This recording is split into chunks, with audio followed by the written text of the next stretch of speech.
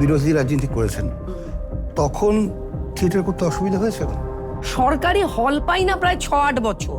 বেসরকারি হলে কাজ করতে হতো বলে যেটা মাসে 2টো থিয়েটার করা যায় সেটা 2 মাসে একটা করতে হতো।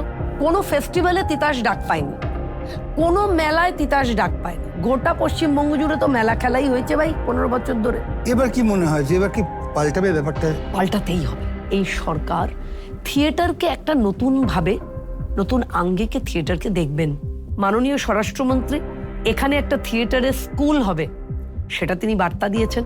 ফলে যেমন এনএসডি তেমন আমাদের পশ্চিমবঙ্গ, যেখানে বলা হয় সংস্কৃতির পীঠভূমি, সেখানে একটা থিয়েটারের স্কুল হবে।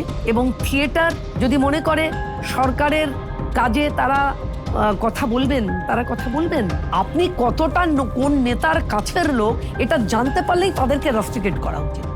যে ওখানে রাজনীতিকরণ করবে তার বিরুদ্ধে কড়া পদক্ষেপ নেওয়া উচিত। কোনো রাজনীতিকরণ হবে না।